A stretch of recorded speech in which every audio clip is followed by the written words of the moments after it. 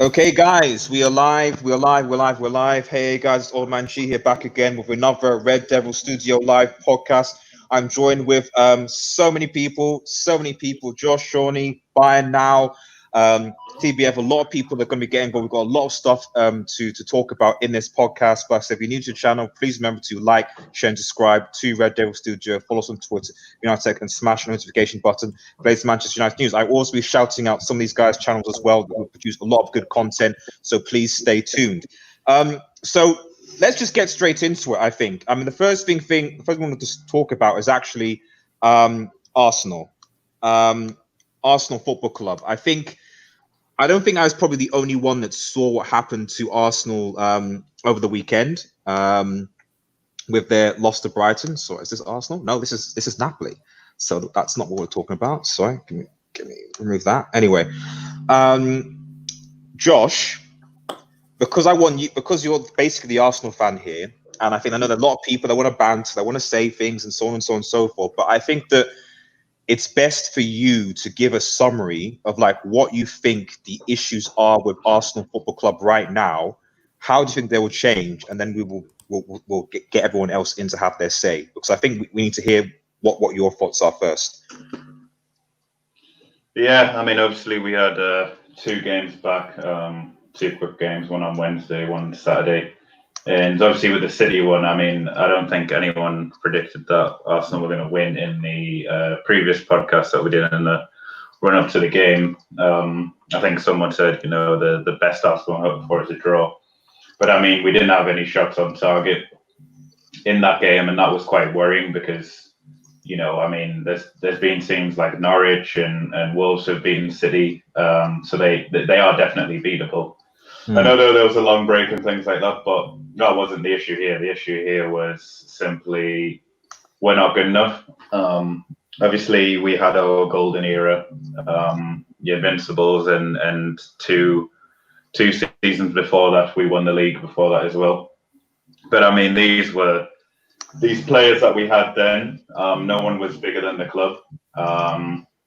Everybody was playing for the badge. Everyone was playing for the club. Highbury was a kind of different kind of fan base. If I'm honest, it was quite, the stadium itself was quite small. It was the sort of diehard Arsenal fans, and you could feel the passion there.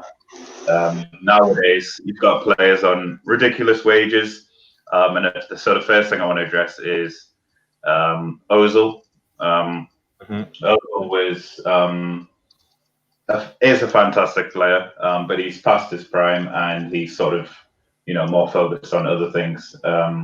He was a beast when he was at Real Madrid, and the first 2 seasons at Arsenal, he was also incredible. But you signed a big, 6-year contract or whatever it was, 4 6 years, I can't remember. Ridiculous wages, and he's got comfortable. Players like Aubameyang as well. I know Aubameyang is arguably our best player, but he's also another one which I feel is kind of, his wages are absolutely ridiculous, and he's living this flashy kind of lifestyle, and the passion isn't there for me. If you're the best player, I look at someone like Pogba at Man United, and I know people Souness, and you got the likes of him, but even Roy Keane was saying, they need Pogba at the end of the day. They need that creative spark, and Pogba turned that game on its head when they played Spurs. So that's the difference for me between our best player and other people's best players. Aubameyang doesn't, for me, he doesn't have that desire, that hunger in him to be like, well, I'm going to change this game, do or die. We don't have that fight in our players. The youngsters, I'm not going to criticize them at all, because you got players like Saka who have played incredible this season. His first season, he's got 10 assists. Martinelli, first season, got 10 goals, even though he's not being played for some reason. So for me, to top it all off, basically, I think there just needs to be a club clear out. You need to get rid of the players like Aubameyang. I know that sounds a bit controversial, but Aubameyang, Ozil, even the Lacazettes, people like that who are, for me, that they're a bit half-hearted. When we lost to Chelsea in that Europa League final, I was like, well, what's going on here? Only Czech, Torreira and Iwobi seem like they want to be playing football right now. When we go 1-0 down, we don't have that fight like other teams. So yeah, something drastic needs to happen. I think Arteta's trying, and there was that 5 a.m. wake up, which was a bit weird before the game against City. Ozil's been left out for 2 games. So yeah, honestly, there's something not right at the club. I don't think it's a manager; it's definitely the players. It always has been the players. And the Arsenal fans need to get rid of this culture of manager out, because it's not the manager. Emery, I know he wasn't the best manager, but we had an incredible unbeaten run at the start of the season when he was there. Nobody was saying Emery out. But as soon as we start losing games, it's the shoulders shrug. I feel like they're a bit spoiled. So yeah, the club clear out is the only thing I can think of. Get some. People are saying, "Oh, Pepe's overrated." Pepe was the only good player in the game against Brighton. He scored our goal, and he scored quite a few crucial goals this season. I'm sure with Emery, the good evening stuff didn't work. Yeah, I know, being taken the mick out of and things like that. Yeah, but yeah, club clear out for me is the only way to address this situation. So let me just ask you one quick question before we get other guys in to have their say. Do you think that Arteta is the manager to take Arsenal forward? Because my only query with we all can sort of understand the thing with Man City. My only query with that Brighton game was that let's say you need to win this game. You needed to win this game, and you have Özil. Okay, he's had issues, fine. But you also have Martinelli on the bench, and you've just conceded a goal. And you bring on Tierney and Willock. So I don't now there could be some issues in the backfield, but I don't even understand tactically how that works when you need to create and you need to score a goal and you don't bring on either an Özil or Martinelli. So do you think that Arteta tactically, I know it's maybe too early, but do you think he's tactically is he the best manager to take Arsenal forward? That's an interesting one, isn't it? Because, honestly, I would have liked to have a Mourinho. It sounds weird, but I would have liked to have someone like that, just because I know the football wouldn't be that pretty, but our defense is shocking, man. And I don't think it's the players. It's just like, I feel like the coaching is completely off. Like I watched some defending. I watched the Brighton defenders, Lewis Dunk, and the other guy is a new guy. I forgot his name. They're throwing themselves in front of the ball. Like, Aubameyang couldn't get a shot on target because they were throwing themselves in front of the ball. It's like very basic things. People banter Mustafi and people like that, but they need to be coached at the end of the day. Like some of the things that they're doing wrong, like from a positional sense, they're so basic.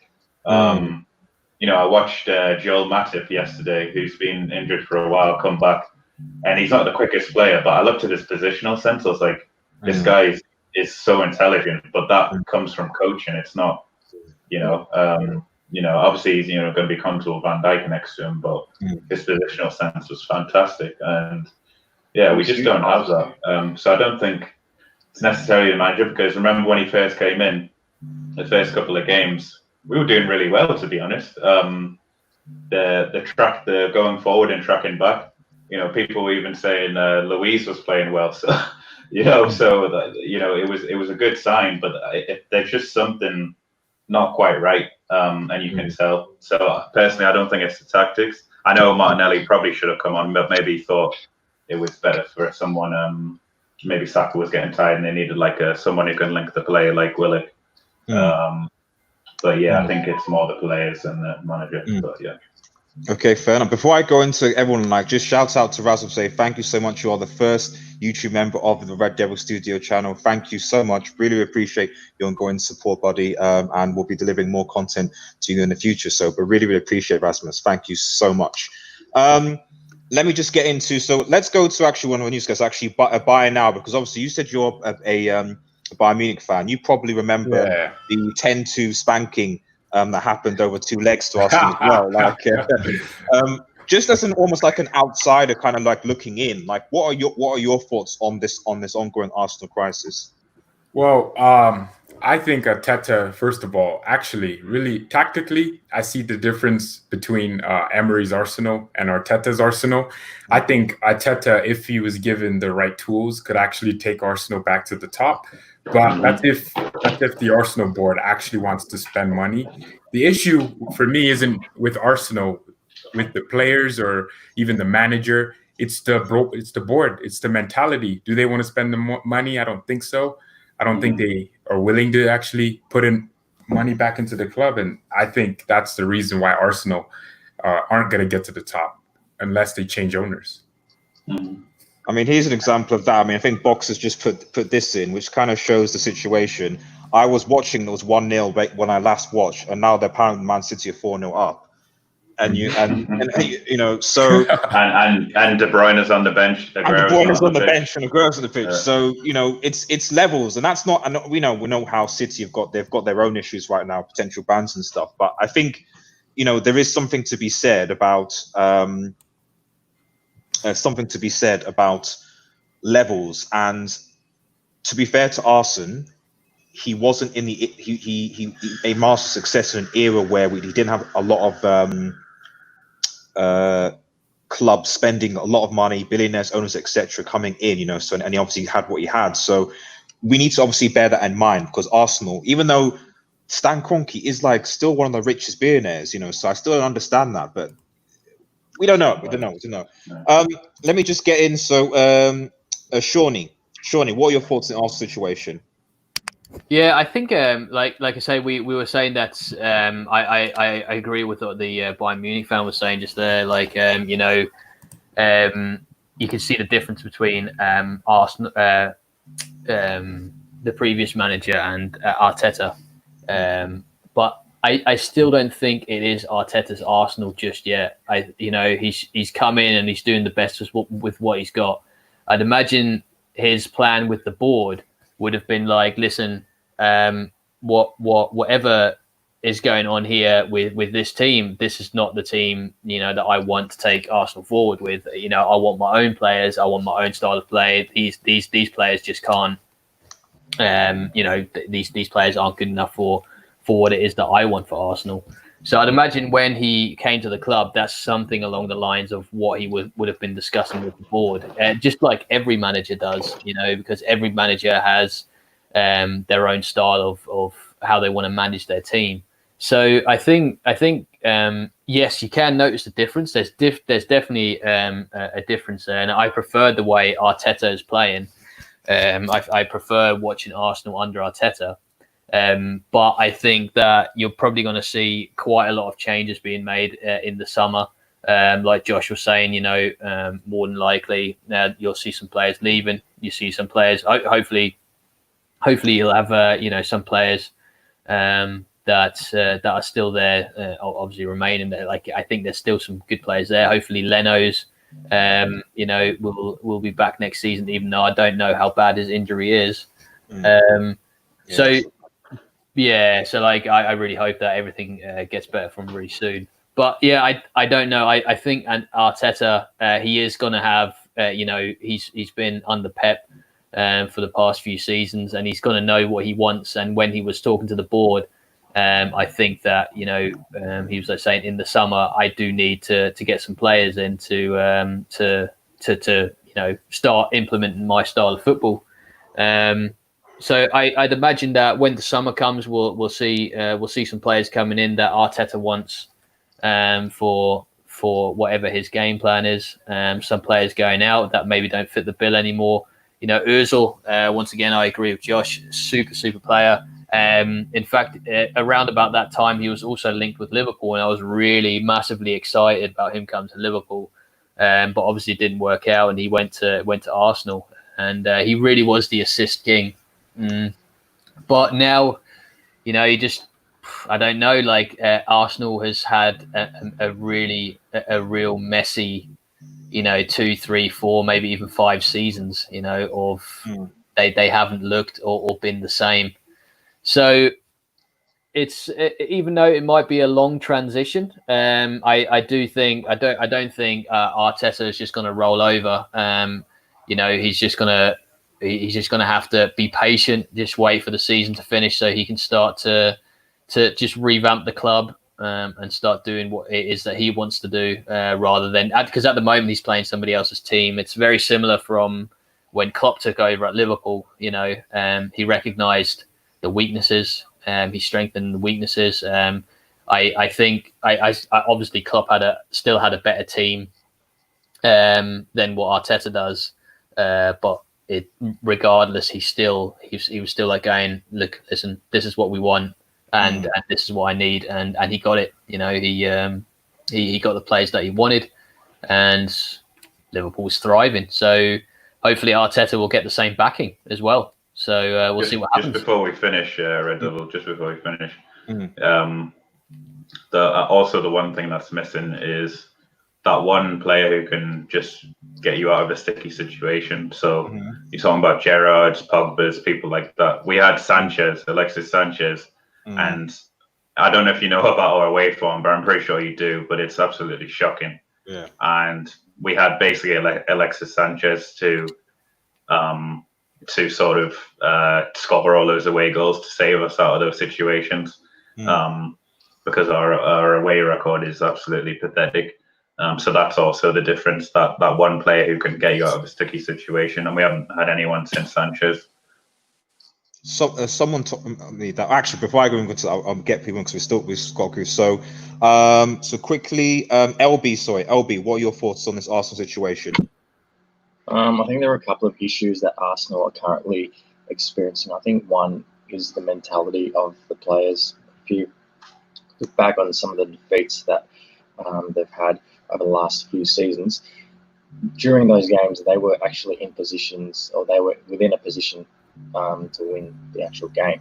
And it's just after they concede the goals that their heads drop, the coaches' heads drop. Even from a coach like Arsene Wenger, who obviously is a legend of Arsenal Football Club, but he wasn't really that animated, that emotional type of manager that you see nowadays. Guys like Simeone, Klopp, Antonio Conte. So I certainly think that Arsenal need a coach like that, just to sort of get the players going, get the adrenaline going.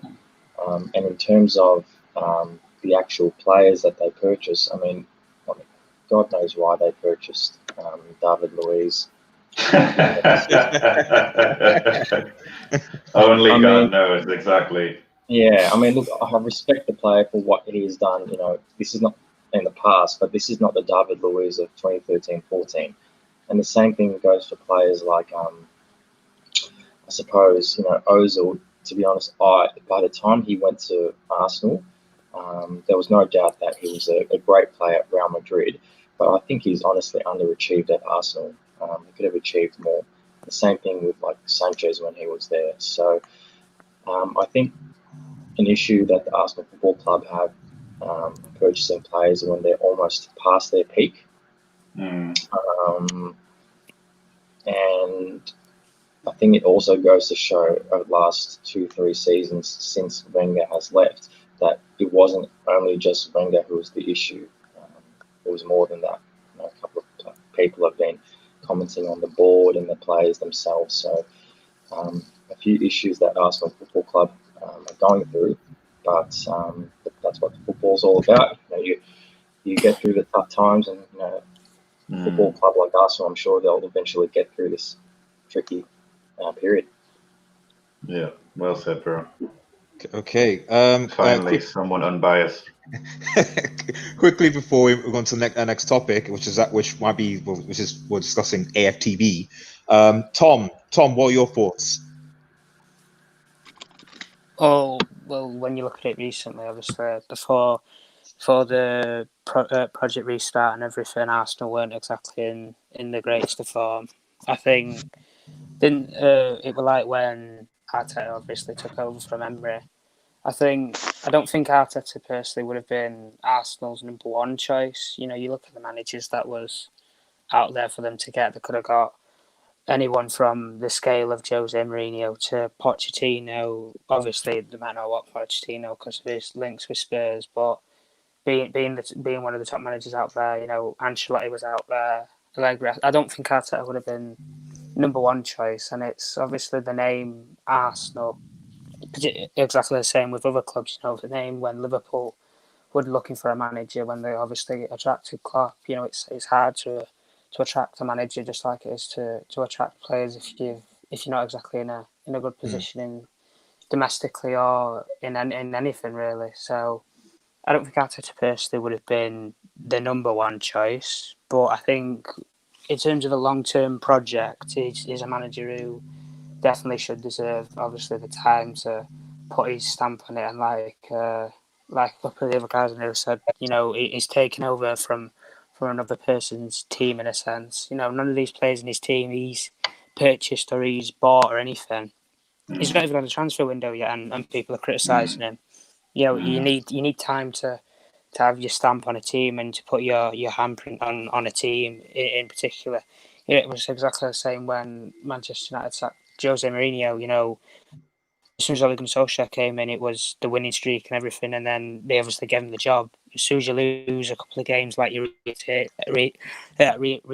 earlier, as soon as you lose a couple of games, the fan base just turns toxic. And I think, obviously, at Arsenal, there's a couple of players that obviously need to get out and everything. You know, you look at players like David Luiz and that. You know, it's when you look at some of the great players that Arsenal have had. Sorry to interrupt you, Tom. Like, but like, to be fair to all the banter David Luiz is getting, David Luiz was not playing against Brighton like yesterday. Like, so that he got. I'm only using him as an example. Yeah, no, I know exactly. Yeah, I just thought it was just interesting because I see Arsenal fans. They, you know, one of the things that I've noticed with specific Arsenal fans is that they will specifically scapegoat players.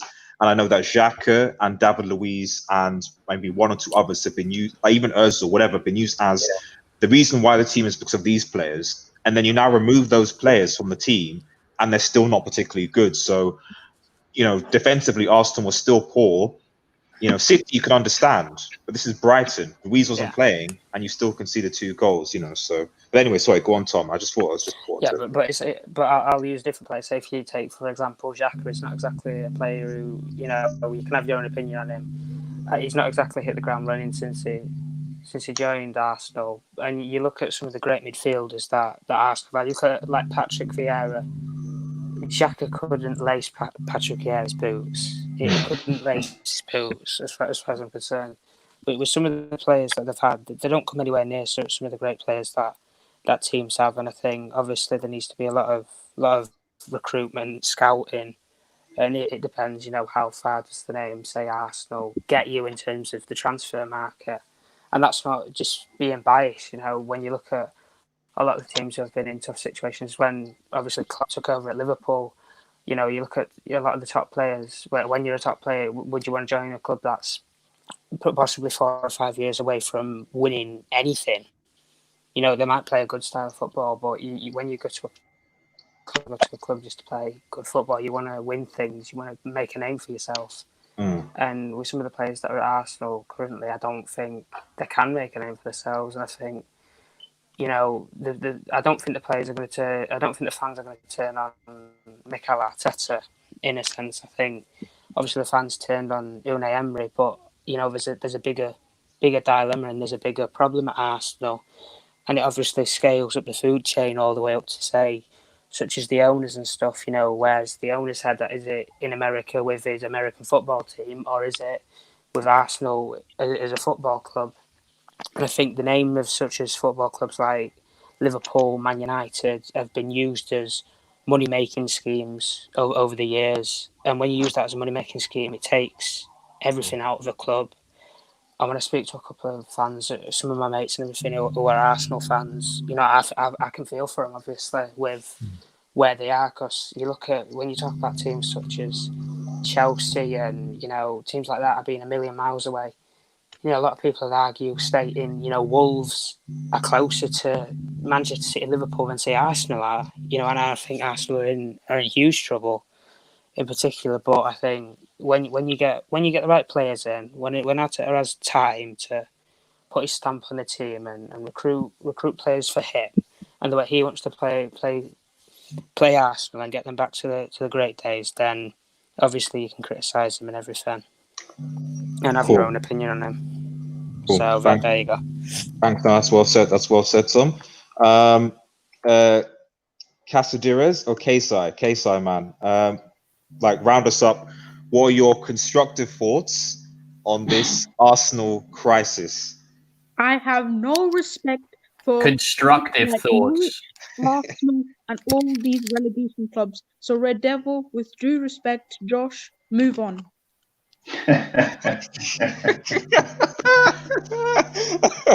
Is that your final thoughts on the matter? Move on Red from Devil, Arsenal. man, why are you bringing like clubs like Norwich and Arsenal in this show, man? What has this show come into? Stop bringing like Arsenal, man. They're a banter club, man. Just move on. Right. Okay. Well, speaking of banter, I thought we should address this. Now, let me just quickly. I watched this video quite a few times over the weekend. Oh my! And I don't understand how you can be that deluded. Like I just still don't. I mean, you know, like there's. I've looked. I just don't get it. I don't get it. I really, really don't get it. And I love it. The thing about AFTV is that I love AFTV because one, it's a good laugh for the weekend.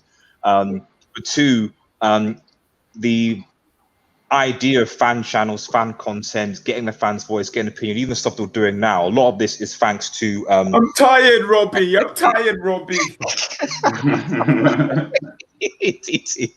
So you gotta give them respect. However, I'm going to quickly ask this right now. Like, what do people think that AFTV, and this is a genuine question, do you think that AFTV influence has an effect on Arsenal Football Club and the situation that they're in now? And I'll start with obviously Josh first because you're the Arsenal fan. And I'll just quickly go around. It might, because like you said, it's a fun channel. A lot of people, has a lot of viewers. I don't watch it too much, to be honest. I watch the guy with the tattoos. I forgot his name. Not DT. I like DT. DT's normally pretty chilled. I watch Claude, and that's about it. The rest of them are a bit nuts. Troops is a character. Yeah. But yeah, I didn't actually watch the video. But you know, AFTV, I think it can be a little bit toxic at times. But I think I mean, if we were a Man City or a Liverpool or these other teams, I mean, the fan channel would be booming, wouldn't it? It would be a laugh, but it would also be like, that's probably really encouraging.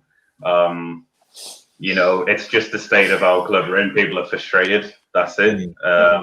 So people are coming on to base their opinion. Maybe if I was a player and I'm looking at that, like, I would want to change things instead of just being comfortable where I am, because this is how your fans think you are playing right now. You can encourage people as much as you can and get to a point, and you're just like frustrated because we see the potential in a lot of players, but they're not putting it out on the pitch. So, yeah. Cool. And I see it says, "Mampire, you cheat, and I hope Brighton get relegated." Yeah, he said that about 10 times, I think, in that video. Over and over again.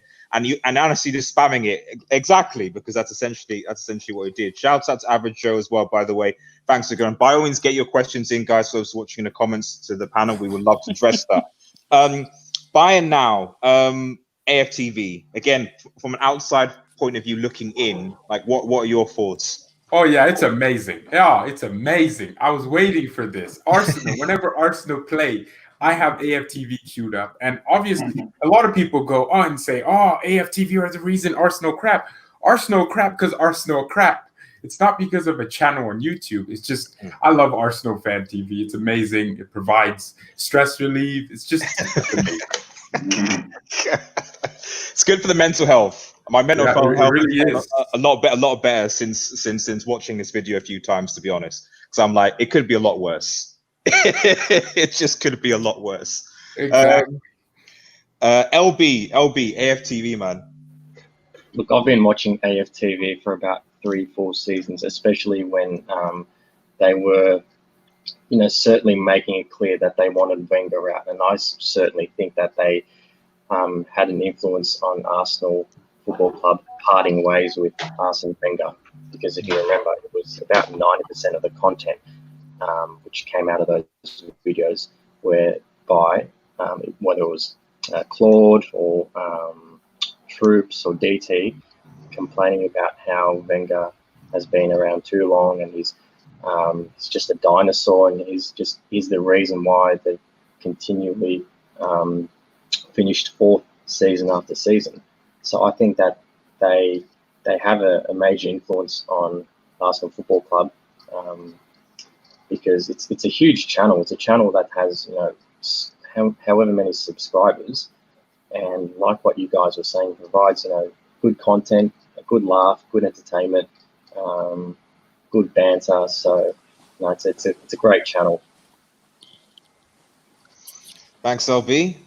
So who's that? Just 2 seconds. Just quickly. Sean, what's your thoughts on AFTV?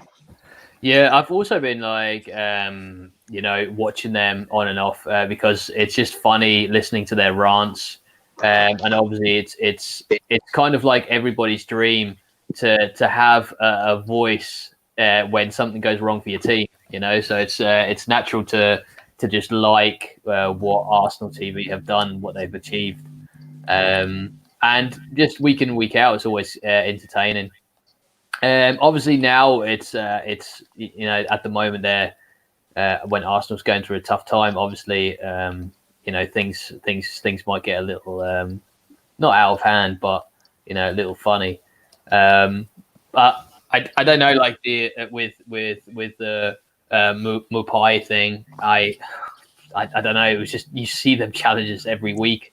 It's like kind of the same. My thoughts are like similar to what Rio Ferdinand was saying, which is it's kind of like you see them challenges all the time, but it was just unfortunate that Leno just landed wrong. But keepers get shoulder bumps. I'm a little bit old fashioned. I personally think keepers are a little bit too protected in the modern game anyway.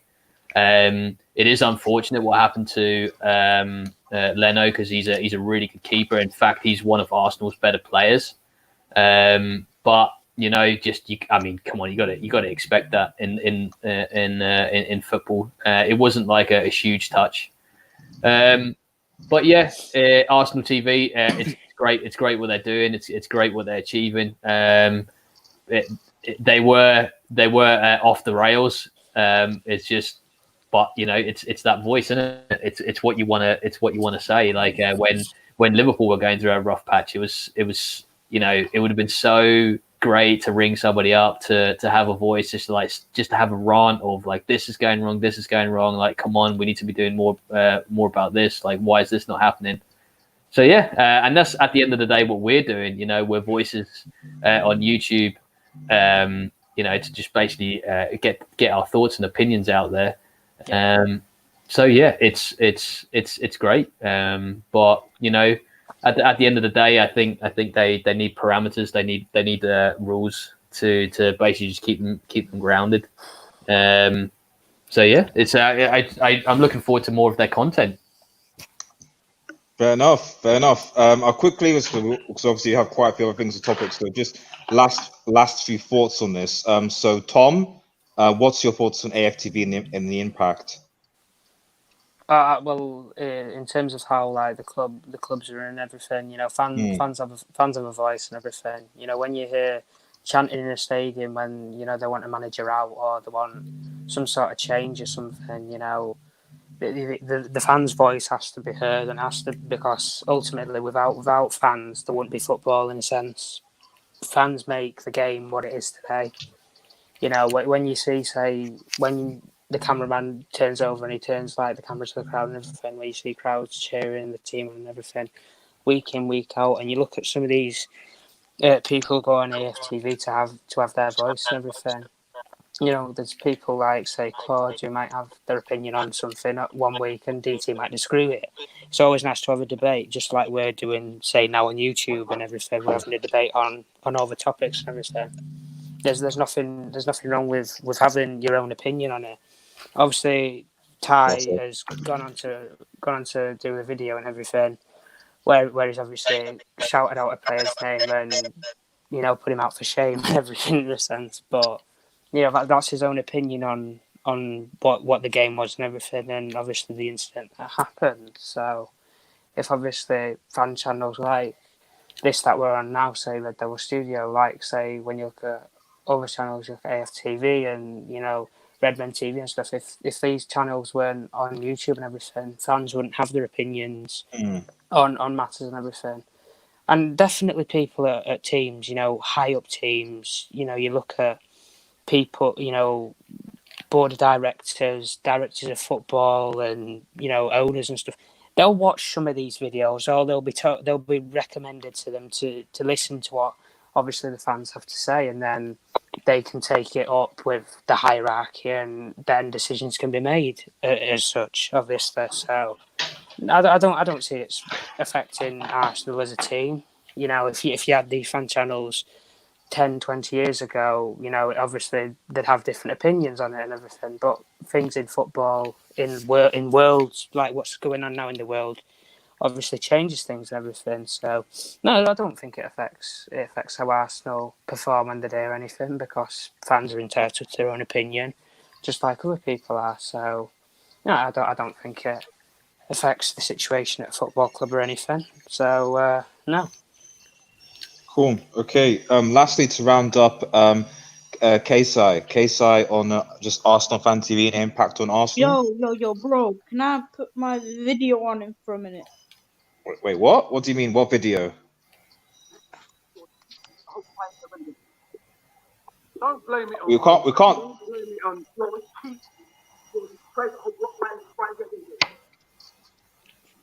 Oh right. Okay. Hear Okay. We can't. I Can't can't hear hear. Can't hear it. But I see your point. You're replaying the moped.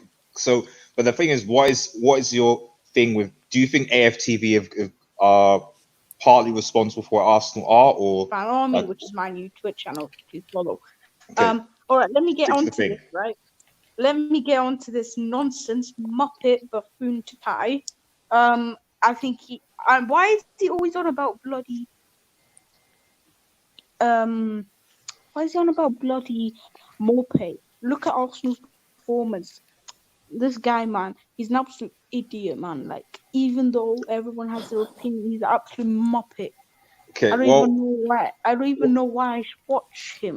AFTV is great content for a United fan to watch after a game, but this buffoon, I can't stand to watch him. He They doesn't could say the same anything thing about us Arsenal. sometimes. Yeah, exactly. You know, so like everyone can be. I mean, Nah, he is the most Ty does take deluded. things a bit to another level. Yeah, I think there is an element like everyone else obviously is reasonable. Ty was I don't know whether he's playing it acting up or not. That's the problem. But anyway, Kesa, go on. Sorry. He's an absolute idiot, man. I don't even think why he's an Arsenal fan. We'll be respectful. Have you ever seen him go on the flipping team? No. Have you? Look, I don't even think some of you know this. He's actually a part of Arsenal, kind of. He actually spoke to Wenger before games. He said this in one of his interviews. He spoke to Wenger before his game, so he's an Arsenal chill. So I have nothing to say about that. He's just an Arsenal chill, man. Like, this guy never goes in on the players. See, if United lost to Spurs, right? I don't even think I think I'll probably smash everything on my house and do a 50-minute rant.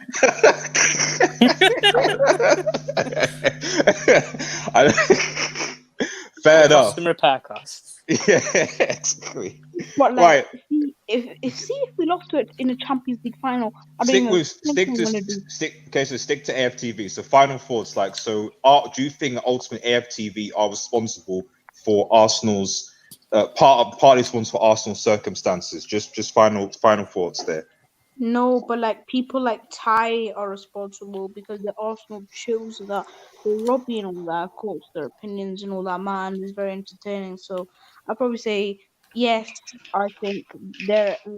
I don't think they're Mm, responsible for Arsenal stuff, mm, but I don't know. Every time Arsenal like win a game, they go like, mm. "Oh, we're gonna win the league." Deluded. So, quick story. Oh, no, My no, no, no, no, friend. no, no, no. I mean, we need to move on. No, we don't have time. No, no, we don't have time. We've got to move on. Sorry. We're going to move on. Okay. I was The gonna league tell you a title, good just story, man. like, let's just 2 seconds. Right. Okay. Where's TBF? Oh, TBF is not on a. Right. Okay. We're going to talk about the league title race, but TBF isn't here. So I'll just wait for him to come back. So before we go into the legal title race, actually, let's just actually discuss this. Actually, Lewandowski's actual Bayern record. Oh So yeah, it's amazing. It's amazing. I've been waiting for this. So I just want to get you in now. Like, let's just have a quick conversation, like on Lewandowski, on like what he's done, and also your like thoughts on Bayern Munich going forward. So can you kind of like address those two things? Well, first of all, Lewandowski is the best striker in the world. Hopefully, no one disagrees because that would be stupid. You know, you can't disagree with facts. He's the best striker on this planet, and he's been like that for the last 5 seasons.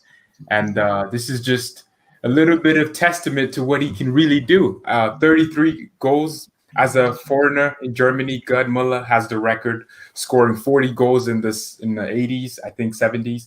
But I mean, Lewandowski even getting closer to that. That's the closest anyone has ever come to that record. And he's amazing. I think right now he's literally on course to win the Ballon d'Or because of that. If he doesn't win that Ballon d'Or, you know, I don't know who's controlling it, but they need to be fired because he's the best player on the planet right now. If he wins the Champions League, he probably will, but I don't know about anything. Well, I mean, that's the thing, though. The Champions League is really important. I'm actually on that train where if you don't win the Champions League, I don't see why you should win the Ballon d'Or. Because the Champions League is the most important club competition. And if you're the best player on the best team that wins the Champions League, I don't know. It is really true. Messi won it, didn't he? Messi won it without winning the Champions League. Yeah, because he's Messi. might pay him off. You never know. But overall, Lewandowski is the best player this year. I mean, he's on course to win the Golden Boot as well. Everything, and he's performing for Poland as well, a national team that no one really cares about. I don't even know where Poland is on the map. If I could point it to you, but performing for them too. For me, if Bayern win the Champions League, which is a very likely chance, I mean, if we're playing like this, we have to win it. I think we're the most complete team in Europe. We have Alphonso Davies down on that left-hand side. Lewandowski has more help. I mean, since Hansi Flick came in, really cool stat here. Every single Bayern player's XG went up, so he wasn't only being depended on. We had other players that could help him. So Serge Gnabry became all of a sudden a real baller. So I think right now he's on court to do all that. I mean, I think people are just going to be jealous because of that. Fair enough. And then looking at Bayern Munich as a whole, and going forward from obviously they've won their I think it's the 8th Bundesliga. How do you see Bayern going forward, dominating the Bundesliga and possibly competing in the Champions League as well? Well, I mean, there's a few more competitors coming in. Leipzig just keep getting better and better. Dortmund are getting better with Jude Bellingham. So the title gets more interesting each year. Actually, this year we were 7 points behind, but people don't like talking about that. Dortmund just don't have the mentality for it. But I mean, Hertha Berlin spent the most money in Europe in January. They spent 93 million. So other teams are strengthening, which means Bayern's going to have to buy players. And that player is going to be Sané. I'm watching Sané right now play for City. He's amazing already. And Kai Havertz is also someone we want. Chelsea are also interested in him, but I don't think Chelsea would beat us to it because Bayern isn't going to allow Chelsea to take a player that we should actually technically be always in the lead for because he's German. You know, he plays in the Bundesliga. He should be a player that, you know, if you were to look at a club that should win the race for him, it should be Bayern. And then overall as a club, Bayern, I mean, board members, everyone's on the same page. They want to win the Champions League at least 3 times this decade. They want to show themselves out to be a dominant European force again, because the last time we won the Champions League was 7 years ago. And for a club of Bayern's size, we have to win it at least 3 times a decade. I mean, last decade, we got to the final 3 times in 2010, 2012. Don't talk about 2012, but 2013. We don't have any Chelsea fans on this channel, unfortunately. Otherwise, they would do. But yeah, go on. Good. No, it's good we don't have any Chelsea fans. They're insufferable. Anyway, go on. Yeah, but Bayern's ready to do it again. And if we win it this year, who says we can't attract any player we want? So it's really important to keep strengthening, and that's what Bayern wants to do. But there will be competitors. Hertha Berlin, they got Piatek, almost got Xhaka from Arsenal. There's going to be real competition. Okay. Let's just quick thoughts on Lewandowski and the Bayern records. So, LB, what are your thoughts on how Lewandowski has been, this record, and Bayern? Yeah, ever since he's joined Bayern Munich, he's been performing on a very consistent basis. Yes, there are questions on whether he can perform on the big stage, i.e. semi-finals of the UEFA Champions League, but he has continued to top the goal-scoring charts in Europe over the last 4 or 5 seasons while he's been with Bayern Munich. And he's, in my opinion, no doubt the best striker in the world. To be honest, I think he should have at least had 1 Champions League under Pep Guardiola. Yeah, but Pep's a bum, so we won't talk about Pep. I can't. Pep had the best team in the world for like 3 years, couldn't win a Champions League, and he's doing the same at City. The thing is, when Bayern Munich were under Pep, they were obviously competing against the likes of Real Madrid, Barcelona, who was with Atletico Madrid, and all these teams who are sort of now rebuilding. Well, I mean, we used to smack those teams. We smacked Barcelona 7-0 aggregate, so I can't use that as an excuse. And that Bayern team, like 7 players were in the German team winning the World Cup. So those players were the best in the world. Neuer was the best goalkeeper in the world. Schweinsteiger was one of the best CDMs or center midfielders in the world. We just had a good team. But there's no doubt that Bayern Munich have underachieved in the Champions League over the last decade. They should have at least 2 Champions Leagues. But in terms of Lewandowski being in his 30s and continuing to perform the way he has, he doesn't look like he's slowing down or going to slow down at all.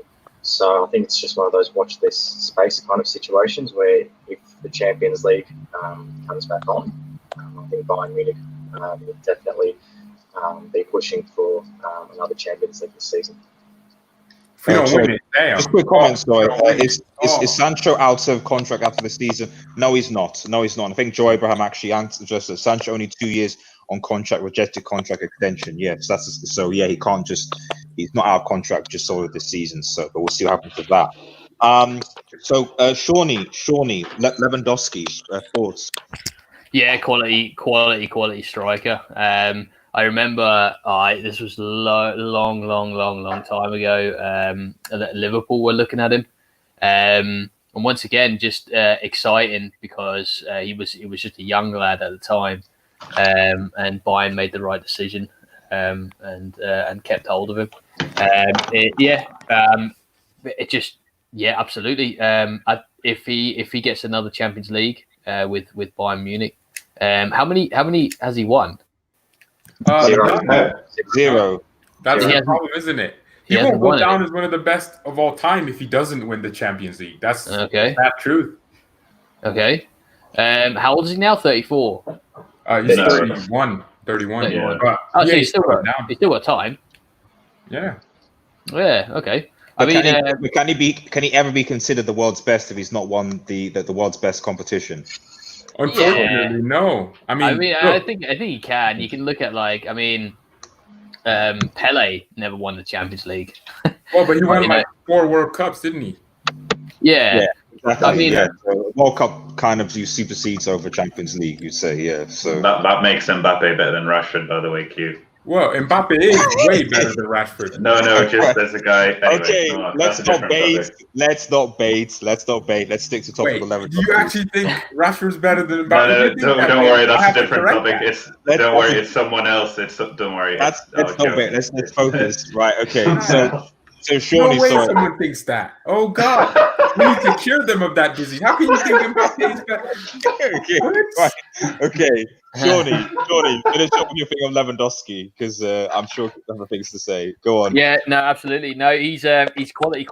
Like I say, it would have been nice to see him in the Premiership because you just don't know what because he's quality enough to play in any league. It would have been nice to see what his goal tally would have been in the Premiership because obviously it's different.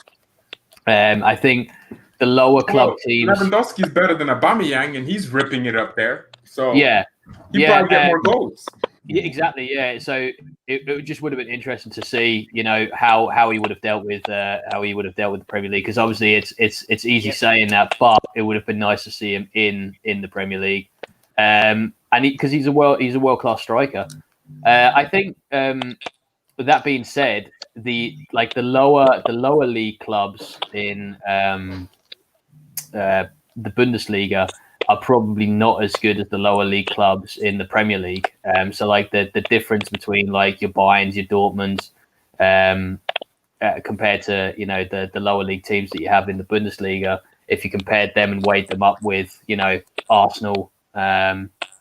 No, I was only joking with the Arsenal joker. Not a lower league team, but maybe the likes of Wolves or Sheffield United. It would have been a lot tougher for Lewandowski to deal with them sort of teams. So it would have been interesting to see him in the Premiership. But once again, quality striker. I always enjoy watching him, whether it's World Cup or for Bayern Munich. It's just fantastic because obviously when he's playing for Poland, he doesn't have the quality players around him, but he still performs absolutely fantastic. So, yeah, just a great player. I've nothing really bad to say about him other than maybe a Premiership move might have cemented a Champions League for him in one of the other teams here in England, and might have just made him more prominent as a striker. Only 2 Premier League teams won the Champions League in the last 10 years, so that wouldn't have made any sense for him to go there. If anything, Real Madrid. Maybe if they had Lewandowski on their team, then they might have won it more. Yeah, teams. But he didn't win it with Bayern, so how could he have won it in England if he didn't win it with Bayern? So I think this Premier League thing is weird because the Premier League was not the best league in the world for the last 10 years. That was La Liga. La Liga had 6 Champions League winners, I think. It was on top of the world in the 2010s. So I think, if anything, Lewandowski could have gone to Real Madrid or Barcelona, and that's where he would have achieved it. But he can still do it at Bayern, and that's obviously the conversation. And Frankfurt are like 11th in the Bundesliga, and they smacked Arsenal. I mean, everyone seems to do that, but that's just. I just think. Okay, yeah, maybe the Premier League, teams stifle other teams more. Like Liverpool have to play a more, stifled game. Teams sit back more. But I still feel like that Bayern Munich would open up any Premier League team because of the creativity we have. I mean, not that many Premier League teams have that creativity. Not even Liverpool. Liverpool don't have our creativity. Kimmich, Thiago, we have so many options right there that can open up teams. Okay. So quickly as we move on, because I'm going to be talking about this a bit, and I see it actually has a question as you can see here, and I'm going to bring it to actual Tom just because we need to move on. So which season do you think is actually better, Suarez 2013-14 or Lewandowski's 19-20 season? Well, the problem here, obviously, we've just had a debate there, obviously, on the Premier League versus the German league and everything, and obviously the inequality between the difference of quality teams in both leagues. I think Suarez obviously, in a sense, carried Liverpool for most of the season with his goal tally and everything. And I think mostly similar to obviously what Lewandowski is doing at Bayern Munich is it's not as if he's chipping in, he's all in, full full on bang on the money, 30 goals over a seaon. And any striker in the world, doesn't matter what league you're playing, you score over 30 goals in a season within, say, I don't know, a 38 match or however matches you play in your league, period. That has some weight to it. That's amazing. Obviously, to score 30 goals in a season, it obviously all tallies up and everything. And so I can't really choose between the two because they've played in different leagues. And if they're playing the same league, then it'd be a lot easier to judge it and everything. But so I'd probably say the way Lewandowski's had an impact this season with Bayern Munich, and obviously they're still in the Champions League, going into that massive favourites to go on and win it. I'd probably have to say Lewandowski of 2019-20. Okay, fair enough. Okay, so let's just quickly move on because I appreciate that we've got a lot to discuss. TBF had to drop out, unfortunately, because he's just been tired. But I still think it's good to have a conversation about it, and that's basically the La Liga title race. Barcelona, obviously, Real Madrid played somewhat over the weekend. Barca drawing it to Sevilla, and Real Madrid, but controversially or not, depending on how you looked at it, obviously won their game. I'm just going to quickly get the table up now so you can see. Let's have a quick look. There we go. So hopefully everyone can see that in terms of where the title race is. So you have Real Madrid and Barcelona basically on the same amount of points. Sevilla and Atletico Madrid are not going to catch, nowhere near. Because I think Real Madrid's head-to-head is better because La Liga don't do goal difference; they do head-to-head. Real Madrid obviously top. Who is going? I'm going around. Who is going to win? Because I think this is probably the only title race, with possibly the exception of the La Liga. Serie A with Juventus and Napoli. Who do you think is going to win this title race? And let's start with Josh. Let's start with Josh. What's your thoughts? Josh, you there? Sorry, I had the fan on, so I had to mute my mic. No worries. Okay. No one. What's your thoughts? What was the question again? So, La Liga, who's going to win? Basically, Real Madrid or Barcelona, because it's neck and neck. Who's going to win? I think I said this last week. Yeah, I said this last week. I basically said the difference between Real Madrid and Barcelona is one has Messi and one doesn't have Ronaldo anymore. So I still think Barcelona dropped points against Sevilla. It was 0-0. Yeah, I saw that. Yeah, I saw that. And that's why Real Madrid are on top now. Yeah. I mean, it happens. The best teams draw, best teams lose. But I still think Barca, like I said, have got that Messi to save them out of this sticky situation. I still think they're going to win simply because they have Messi. As soon as Messi's still there, I think they're still going to be dominant until they get injured again or something. Okay, fair enough. Yeah. LB, what are your thoughts on this? Look, I haven't really looked into the remaining games that Real Madrid and Barcelona have to play, but I'll just go by the points, the ladder, the current players. Get these actually. Sure. So no, just because you wanted so let's say, so if you want to look at the round, so Real Madrid, if everyone can see that, so they've got Mallorca. Let's be real, they should win that game. Espanyol away, Getafe, who are tough, Athletic Club, who are also tough away, Alaves, Granada, Leganés, and Villarreal. Okay, Barcelona, if everyone can see this, have Athletic Club at home. It's again a bit tough. Athletic Bilbao always been to Celta Vigo away, Atletico Madrid at home, Villarreal, Espanyol, Osasuna, and Alaves. So Barcelona's just probably a little bit easier than Real Madrid's. Okay. Look, I think it will come down to a number of factors. Obviously, the fixture, the fitness of the players.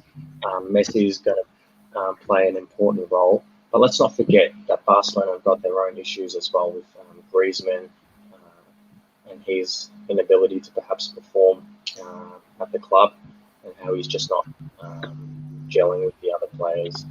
I was saying all along before La Liga commenced that it would suit Real Madrid more with the players that they were going to get back, Asensio, hopefully a Hazard that's more fit and in shape.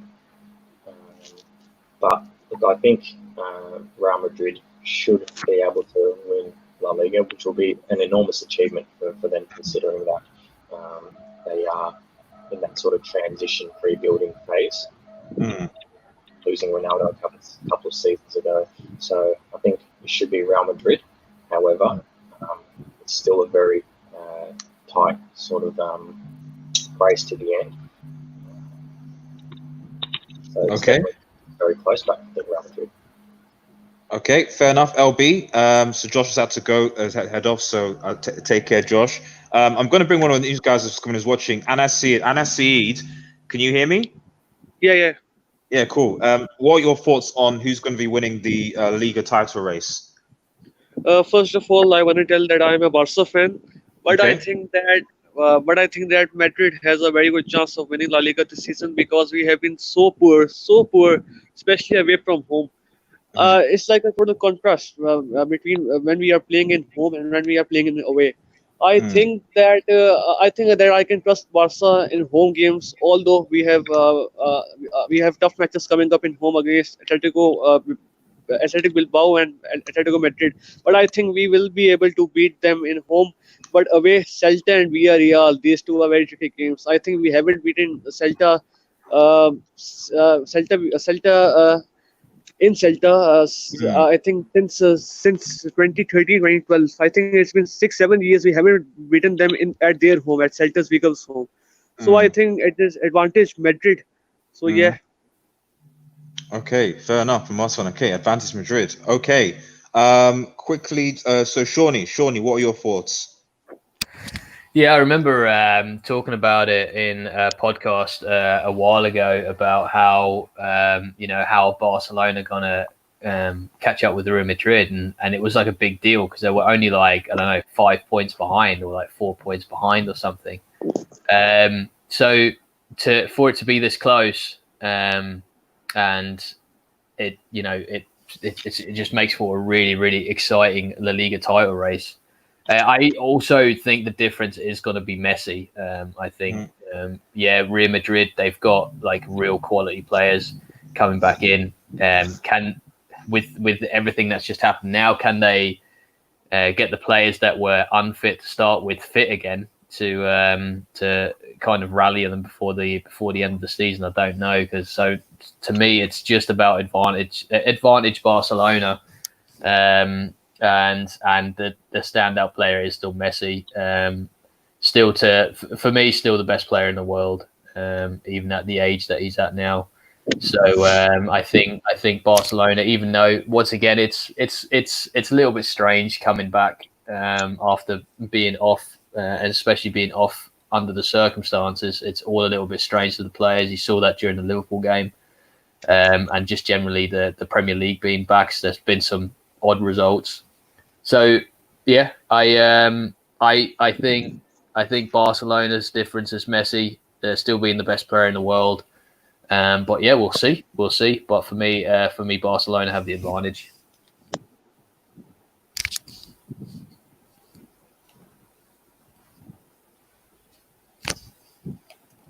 Old man G, are you muted? So I am muted. So I was saying Man City 5, Burnley 0. That was the last score from that. So that was interesting. City 2, City 3. But Burnley. Right. Who hasn't had their thoughts on this? K-Sai, the Liga title race. Again, be constructive, please. Who do you see is going to Barca or Real Madrid? Who do you see is the favourite? Sorry, given what happened over the weekend, to win the Liga title. Yeah, I just need to do something. 1 second. I did. So the Liga has also been added to my Brick Academy. Let's move on. So right. Okay. Real But go Madrid, on. right? I told you last week, right? Real Madrid were gonna win La Liga. Messi is not going to be no difference, man, because Real Madrid are too consistent. They got a better run in the Barcelona. Okay. I think Real Okay. Madrid will win the Liga this season. They got a Okay. better manager, and I think Zinedine Zidane will put motivation in them. And I Okay. think they're more hungrier because in the Champions League, they're 2-1 down to the cheaters. Um, so yeah, I think Real Madrid will be more motivated, and I think they'll win La Liga this season.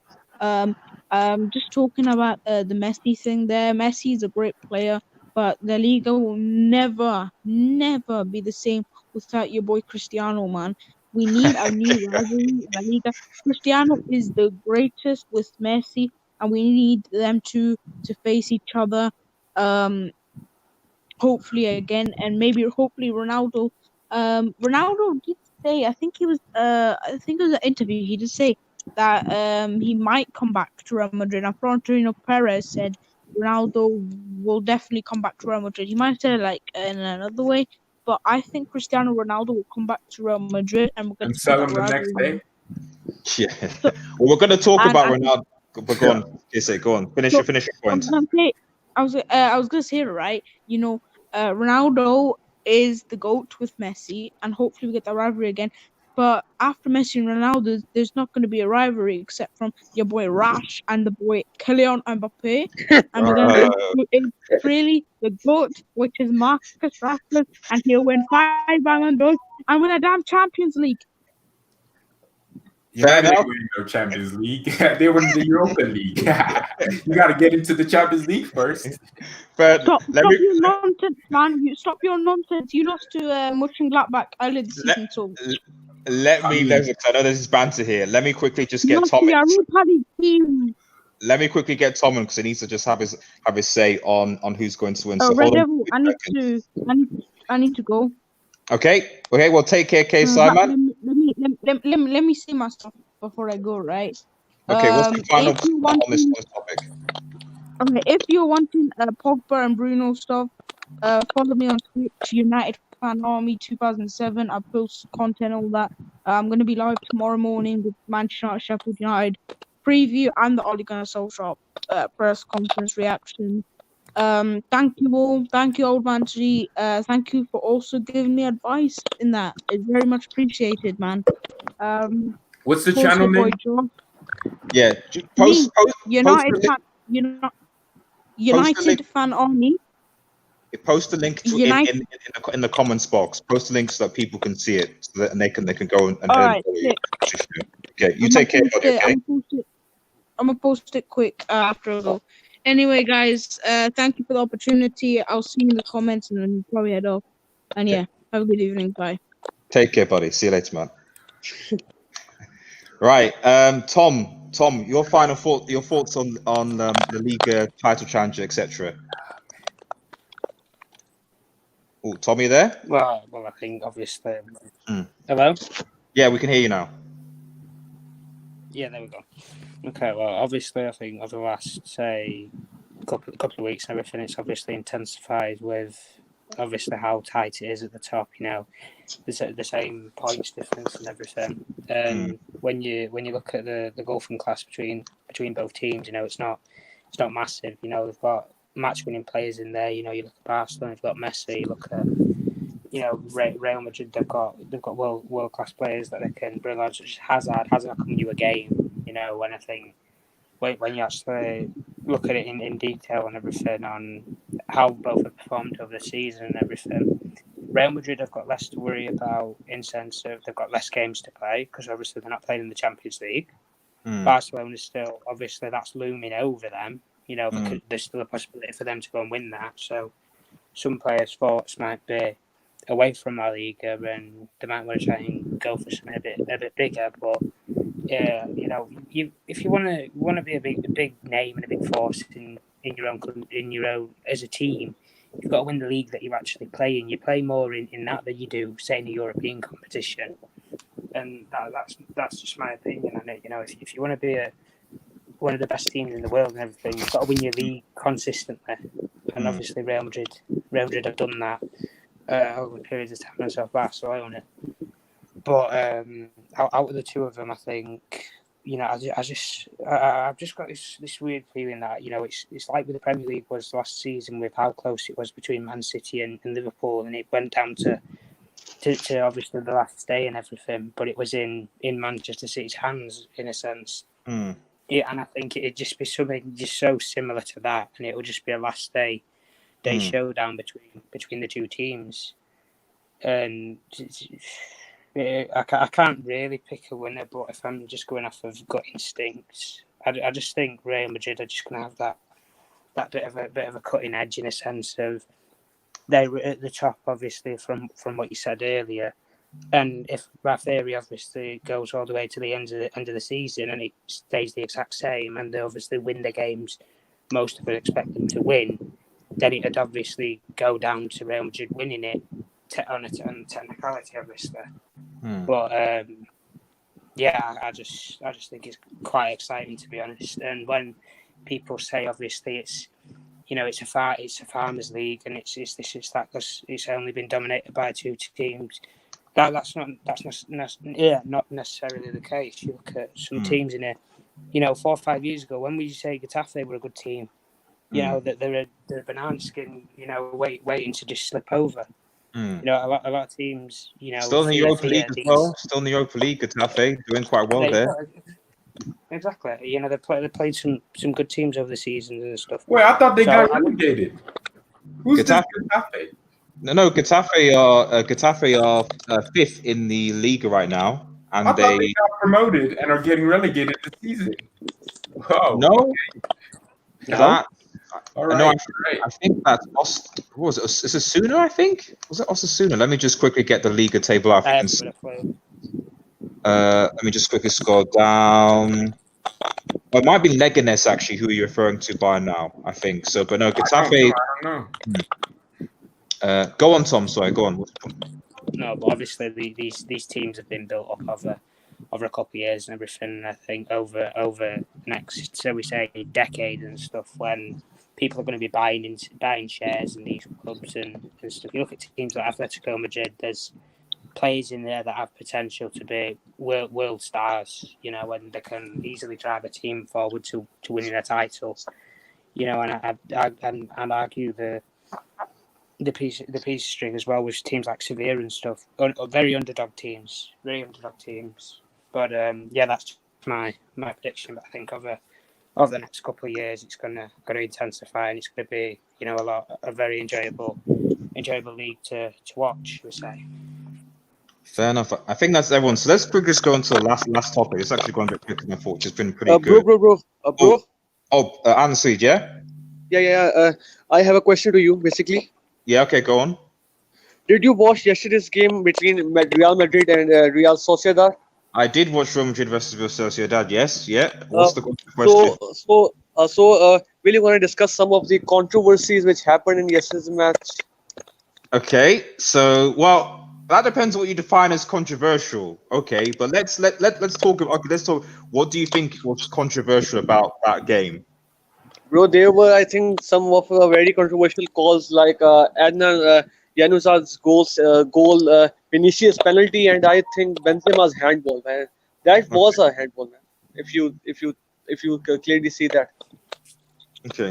Okay. So my thoughts on that. Maybe obviously, guys, if anyone else has watched it as well, my thoughts on that was that, like, one, I think the offside or the interference of play was harsh. I can see why they gave it, So, let's put it this way: if it was against my team, I wouldn't be complaining. Let's put it that way. So it was harsh, but I can see why I did it. The handball, it's his shoulder, man. It's his shoulder. Bro. Listen. In January there was a Super Coppa in I think in Qatar. Yes, Qatar.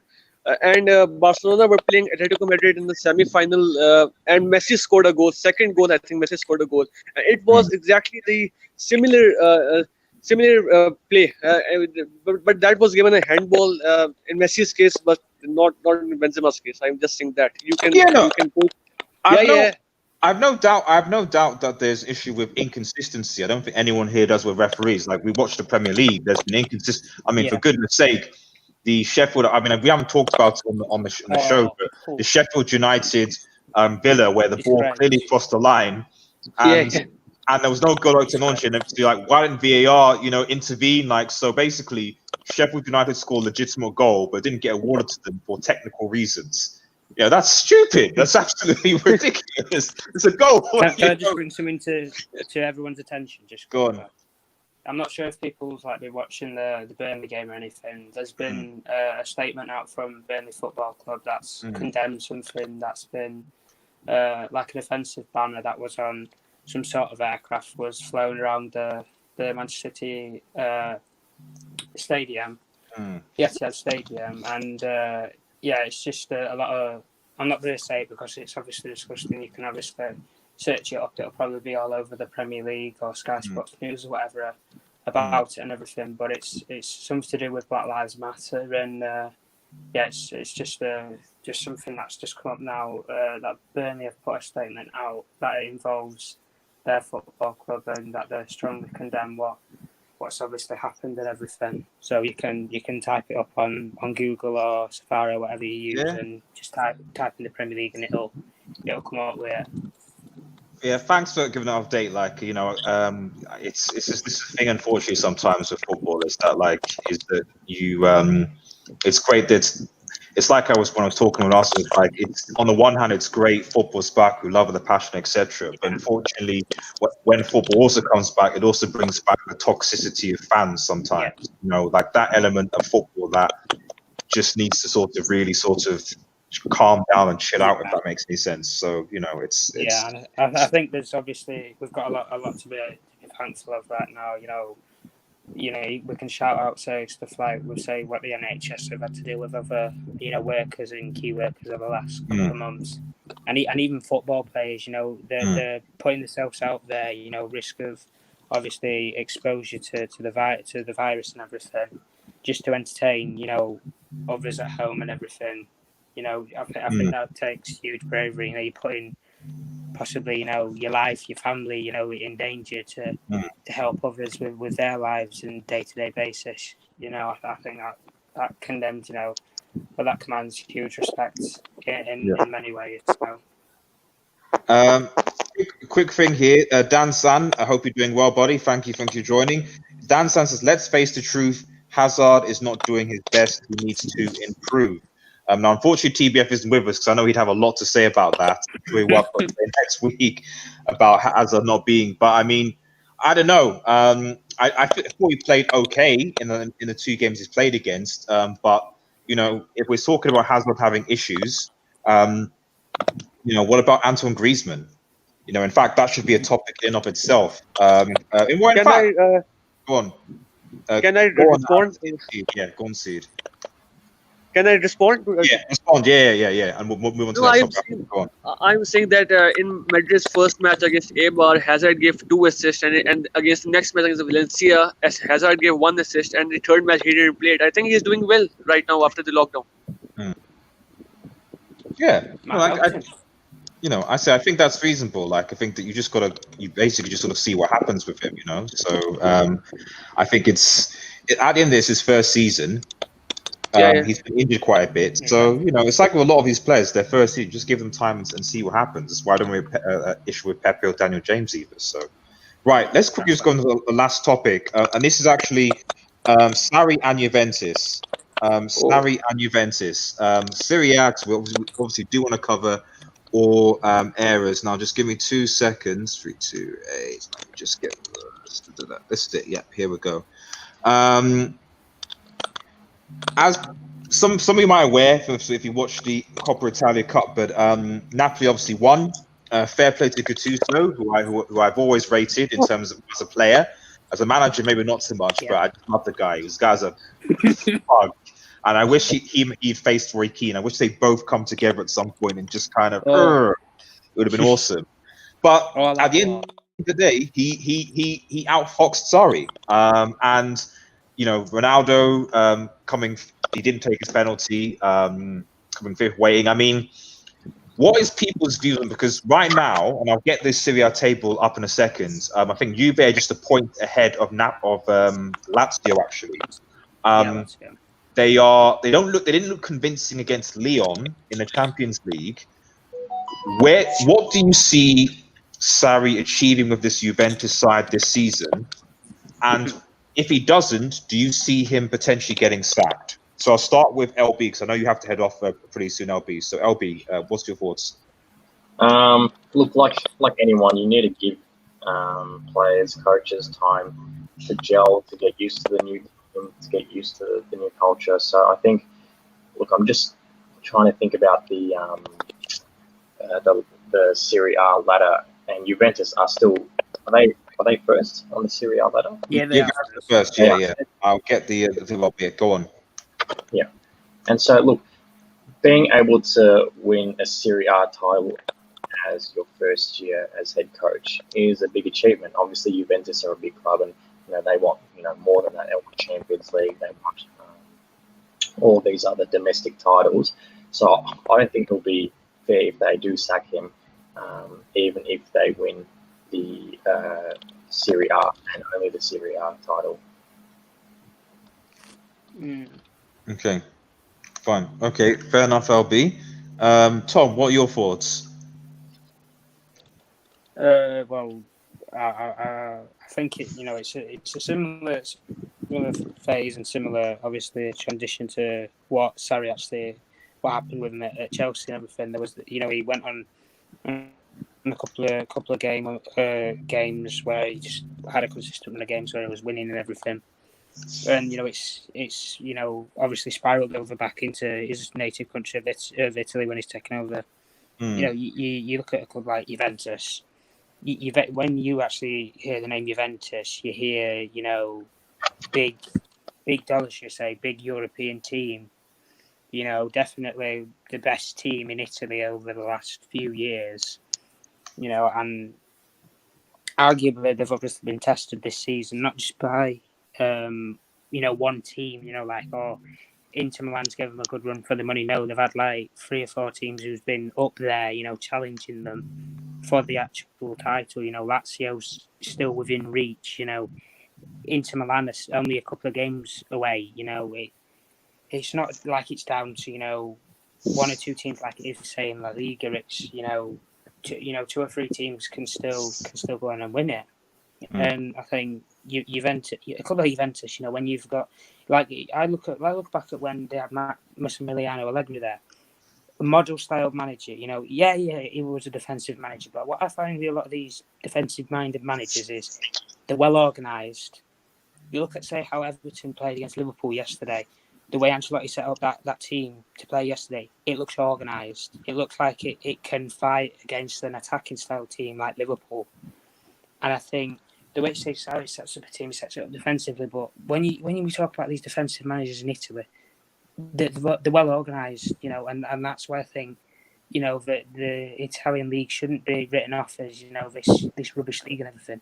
It's filled with tactical masterminds, tactical managers. A lot of good managers manage in this league, And when you obviously look at, say, Sarri coming back over from England back to Italy, to Juventus, when he got the job, obviously, there was a lot of outpour from Juventus, obviously, with how he actually ended it at Chelsea. Yeah, he ended up winning the Europa League and got them into the top 4, which was impressive with how Chelsea had played over the season. And this, style of football that they called Sarri ball didn't exactly work out at Chelsea. And with the way Juventus have played in the last couple of years, I don't think it's exactly worked out at Juventus in many senses. I think as a smaller trophy, the Italian league is minimum requirement at a club like Juventus. The Italian league is minimum requirement.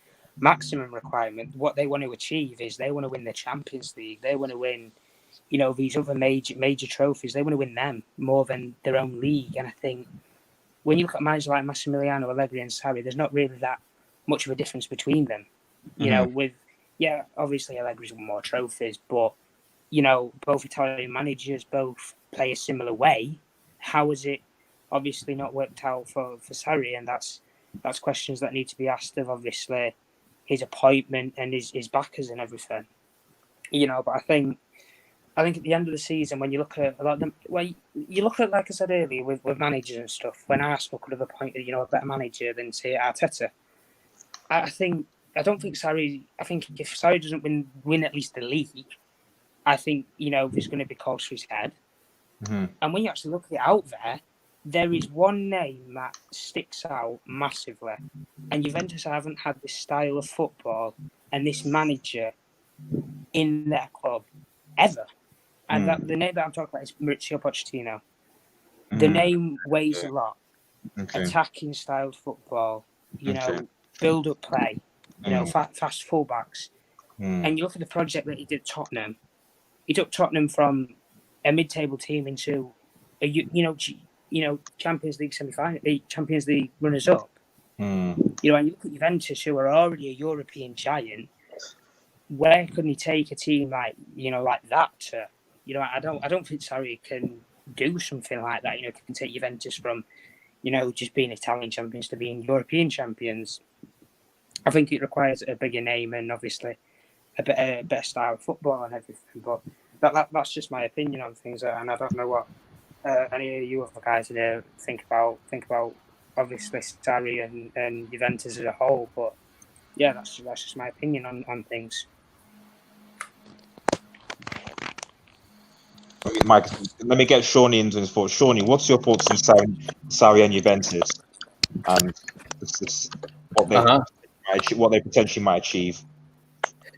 Yeah, I mean, if you look at their squad, they are a really, really quality squad. A lot of their players have shown, or a lot of Premier League clubs have shown interest in a lot of what Juventus has got. So. There's no excuse really to lose the league. I don't think, in my opinion, anyway. I think that's maybe the minimum that Sarri has to do is win the league. Champions League, I think, is a different story. It's so tough for any team anywhere in the world to win the Champions League. I mean, we were talking about Bayern Munich, and Lewandowski winning the Champions League. So.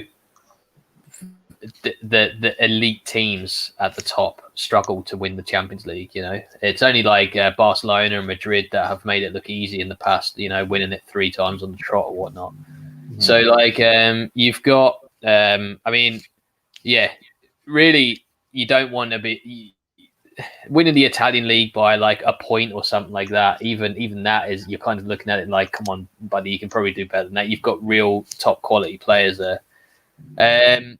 But he hasn't been there too long, has he? Really? Like, what's his time frame been there? This is his first season. Yeah.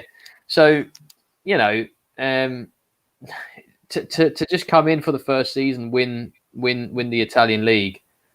That's okay. What's going to be the goals for next season? Like winning the Coppa, the Italian league, all that sort of stuff. You start off. It's a slow burner.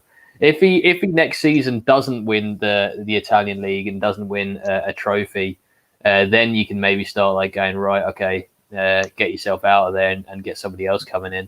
And if they don't do well in the Champions League, but generally, if it's just the first season, then you got to give him a little bit of a break. See how he deals with next season, and judge him. Over a period of 2, 3, maybe 4 seasons, because if this really is his first season, then that's and he wins the Italian league, it's pretty good going for your first season in charge or something. I mean, if any manager goes into a club and like wins the league with that club in their first season, brilliant. That's great. What are the goals going forward? I'd imagine there'd be goals set for him, just like, we want to get you to this stage of the Champions League. We need to see this happen. We need some silverware coming into the club. All right, fair enough. Then if he doesn't achieve that, okay, get shot of him. But nah, first season in charge, sacking him at the end of the season, or sacking him, before the season's even finished. Nah, I seriously doubt that. I think you need to give managers time. Yeah, I don't think Sarri is an awful manager. I think he's a good manager. And yeah, okay, Lazio right on their tails, but let's see what he does next season. They might be 10 points ahead next season, which is once again improvement. That's what you want, isn't it? You just want to see progression. You want to see progression every season, and we can't judge that yet. So just watch that space. Let's see what he does in the coming few seasons. Okay. Quickly, so Anna Seed, what's your thoughts on Sarri? Anna Seed, can you hear me? Anna Seed. Okay, right. Okay. Hello? The blue. Oh yeah, we can hear you now. Anna Seed, go for it. Yeah, sorry, my mic was muted. Sorry. No problem. Okay. So for me, I think that Sarri is a poor man's Pep Guardiola. Okay. So I think that for him, it's basically a wrong fit. I think Sarri is a very attacking-minded manager, and Juve is a very defensive-minded team. You can saw their matches with Allegri that they always rely on their defense, and they are a defensive team. But the problem is with Sarri that but Sarri is not the only problem. I think Juve, it's their board also. They don't have I think world-class players aside from Ronaldo. You can say Dybala and their defenders Bonucci and Chiellini. And I think that and his tactics are also a question for me. I think that you cannot start Matuidi and Pjanic together. It's just like Rakitic and Busquets for us. I think that gives the midfield absolutely no attacking mindset. I think starting Matuidi and Pjanic together, and I think also Sarri's mindset. Uh, uh, I mean that he doesn't have a control on his players. I think you haven't forgotten that what Kepa did to him. And he was calling Kepa to get subbed out, but Kepa refused to come as a sub. And you can also see that when Sarri won the Europa League with Chelsea, you can actually you can see him crying while seeing his medal. So I think he doesn't have a mindset to manage a big club like Juve. I think Juve is the best team in Italy for the past decade. I think, and I think that I think Juve has no chance to win the Champions League. And in the league, it's also very tricky. But I think they will win because Lazio are inexperienced and Inter are I think 6 points behind. By the way, Juve are winning right now 2-0 I think against Bologna. Yeah, they are. But yeah. But I think if Juve doesn't win the league, I think they will go trophyless. And I don't remember when was the last time Juventus went trophyless. I don't think so. I don't know. I don't remember. You can check it. You can check that out. But I think if Juve doesn't win the league this season, I think 95% chance is that they will go trophyless. If it is trophyless, 100% is going to be sacked, and it's going to be a disaster move for Juventus to bring Sarri to replace Allegri. I think Allegri did very well for Juve for the past 3-4 years. I think. Thanks for that. And finally, to wrap this up, the Blue Studio. Sorry, Juventus. Abdullah, you're okay. You're right. You're good. Yeah, are you talking about? Are you guys talking about Sarri? Yeah, Sarri Juventus. Yeah, man. Yeah. You need to call him Asri. His name is Asri, not Sarri. His name is Asri. Asri. His name is not Sarri. That's insulting, bro. For me, I think I keep saying Sarri for me is a medical coach. He's not a top tier coach, someone I can rely on. I keep saying it. I'm not saying because I'm a Chelsea fan, I'm being biased or this. Sarri hasn't proven anything for me yet. Sarri just like Pep Guardiola. I want to stick my philosophy. It's very, very stubborn. Very, very stubborn. Very, very stubborn. Once he tells you he wants to do something, he will do it. It's very stubborn. So for me, Juventus is for me the best club at the moment in Italian. But my worry with Sarri is with his philosophy. Won't his philosophy kill him? Won't it kill him? Because when you're back on one philosophy week in and week out, other things will set up how to play you. That's why he didn't study this much in APL, because people already got about how to play you. So it was difficult because when you want to do Chelsea under Sarri, you play through Jorginho. Once you keep Jorginho down, you beat Chelsea. That's how to beat Chelsea. So that's the problem is facing the Juventus. That's why people are kind of slating him. He doesn't have Jorginho, he doesn't have Sandro Tonali. Players who can play a system. Once you have that players in Juventus, you guys gonna respect Sarri.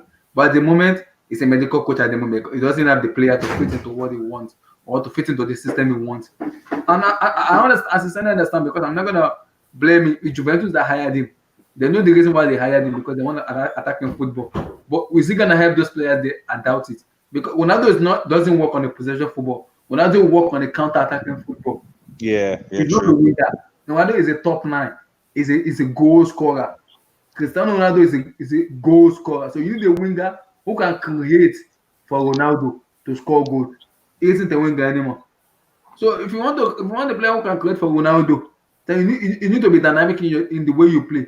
You can't be playing today diamond formation, tomorrow 4-3. It's not gonna work. You have to stick with one formation and make sure that formation is sticking on is working. If it doesn't work, for me, that's gonna be a failure.